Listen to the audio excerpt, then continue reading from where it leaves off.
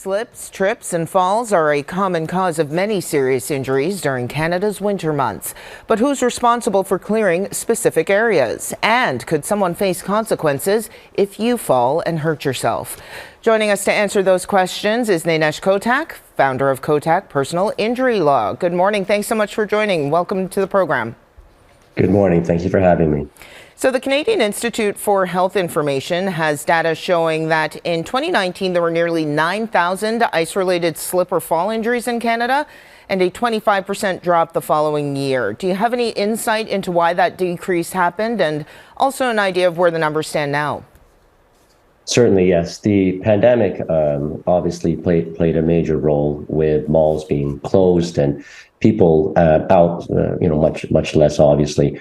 In terms of stats now, I can tell you in terms of obviously the case that we get, they're up. We're not probably at the 2019 levels. We've had an amazing, for safety reasons, a good winter, at least in Ontario, where there's not been so much ice.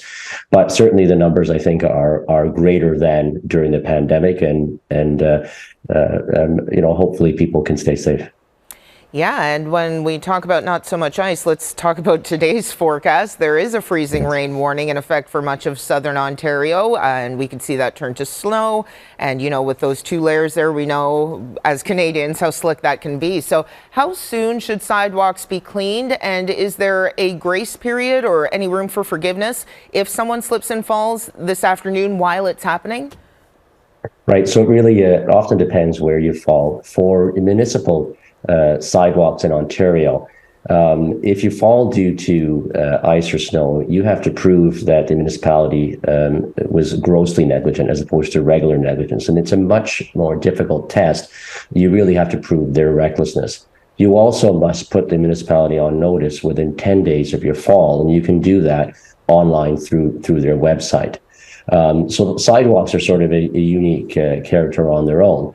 But with respect to other falls, whether it be in a mall parking lot or a driveway, for example, the occupier, which often is the owner or the landlord of that property, must use reasonable care in the circumstances. They have a duty of care to those people traversing the areas, and they must use what is reasonable care in the circumstances, which would mean monitoring the weather forecasting, having proper contracts in place for independent contractors to come out and clear the snow and ice in a reasonable manner.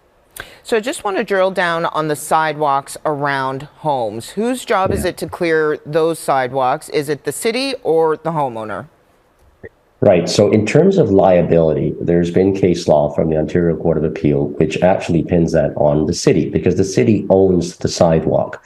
However, there could be circumstances, for example, where the driveway wasn't cleaned of snow and ice, and that's the owner's responsibility, and the runoff went onto the sidewalk, and that's what caused it. So there may still be a liability dispute. If someone's injured, they most likely would sue the municipality as well as the owner of the property. Now, there are obviously municipal bylaws in place that would result in fines if you don't clean up your sidewalk, but that in and of itself does not put the burden to do so on the owner of the home.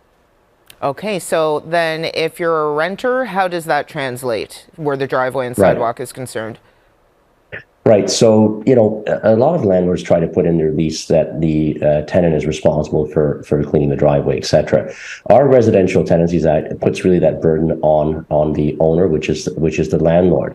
So if what the landlord needs to do is have a separate contract where money is being paid specifically for the purpose of cleaning the snow and ice to the tenant, you're almost hiring them as an independent contractor. And that is where the tenant could see some responsibility. But ordinarily, it is the landlord who is the owner of the property, whose responsibility it is.